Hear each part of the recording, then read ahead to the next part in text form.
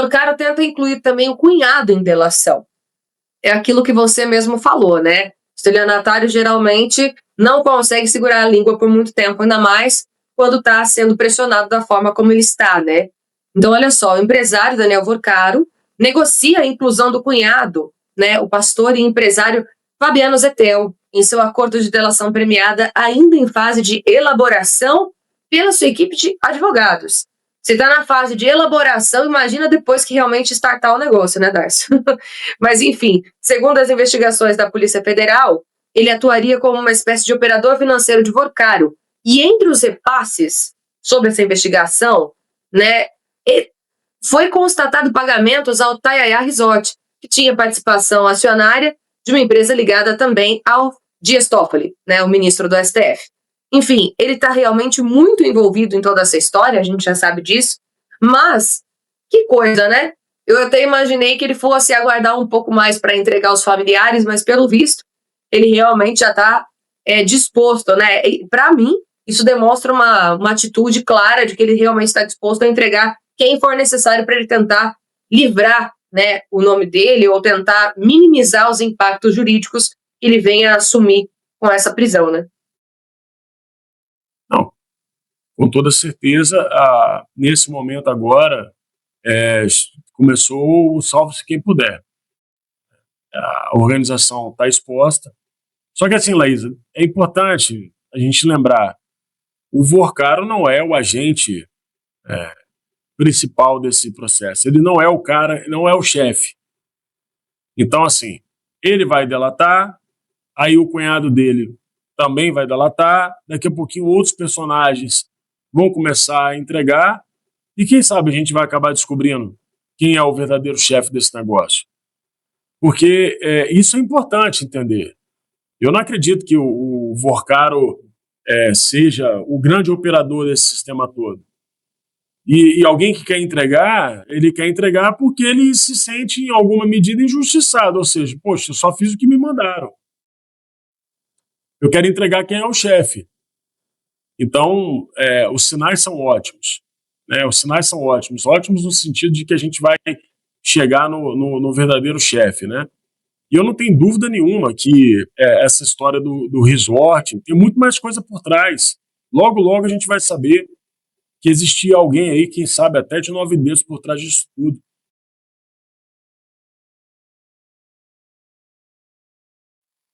Fica tranquilo, Darcy. Muito obrigada. Agora, aproveitando esse assunto ainda, eu gostaria de chamar ele, Diogo Fojas, que já está conosco, para se juntar à nossa bancada. Muito boa tarde, Diogo. Nós estamos falando aqui sobre a delação de Daniel Vorcaro, né?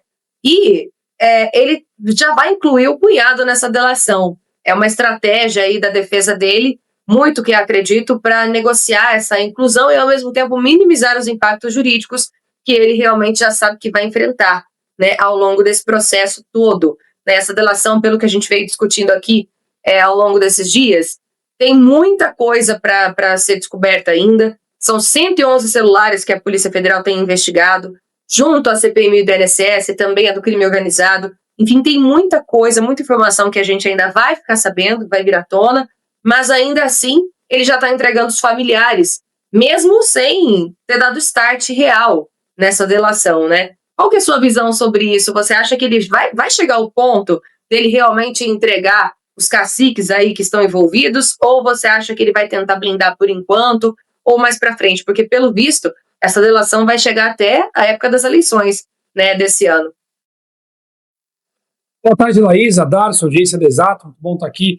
Essa delação tem que ser para cima, delação não existe delação para baixo. Né?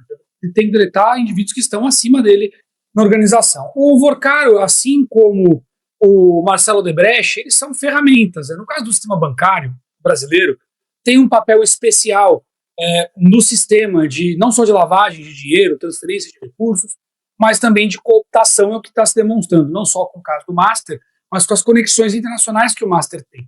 Então, primeira coisa, né, para valer a delação dele, tem que ser para cima. E no histórico do Brasil, tomando por base o Odebrecht, para cima é políticos, autoridades. Bom, sobre as conexões, a gente já tem conexões mais do que formais, não só com Alexandre de Moraes e sua esposa, os contratos, bilhões, etc., com o Toffoli, o Tayaya, 1 e 2, eventuais conexões até com o Ratinho, deu confusão, inclusive, nas redes sociais sobre isso. A gente tem a contratação do Michel Temer, grande cacique do Centrão, pelo Banco Master, para viabilizar a venda para o BRB, que ocultaria todo o escândalo se tivesse ocorrido. A gente tem a participação do Banco Central, possível participação do Banco Central, que praticamente foi cego para as 311 transações de criptomoedas operadas pelo Banco Master, das quais só 15 tinham atas. E adivinha só, nessas 311 transações, nós tínhamos dinheiro do Hezbollah, nós tínhamos dinheiro ligado ao eixo do terror islâmico, lá no Oriente Médio. Então, e do PCC aqui no Brasil. Ainda tem a conexão da Carbono Oculto, e aí a coisa fica mais pesada, porque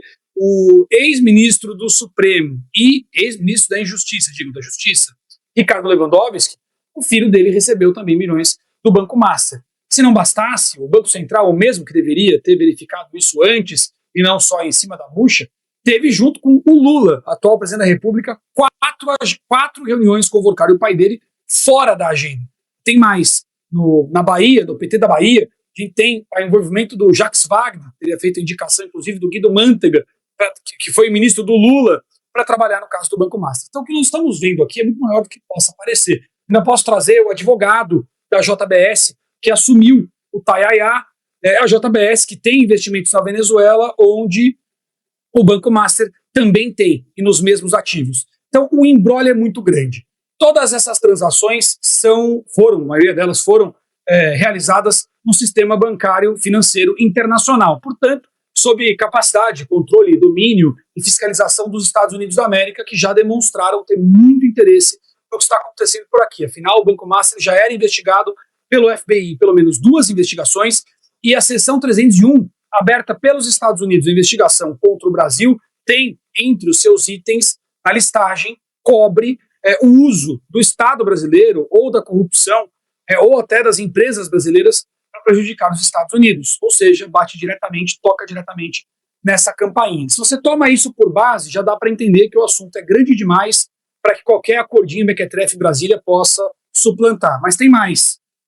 Se não bastasse todas essas conexões, a conduta do Vorcar não é a conduta de quem vai delatar pela metade, e nem a conduta do André Mendonça. E aí eu tenho que trazer duas explicações rápidas muito importantes. O André Mendonça foi escolhido para substituir o Dias Toffoli, não por acaso, porque ele ou o Cássio Nunes seriam os únicos a transmitir a credibilidade necessária para tirar o Toffoli e o Lula dessa confusão, para amenizar os escândalos. Esse era o plano original. O grande problema é que parece que o André Mendonça, depois que chegou à posição de gestão do caso, não está seguindo o que eles esperavam.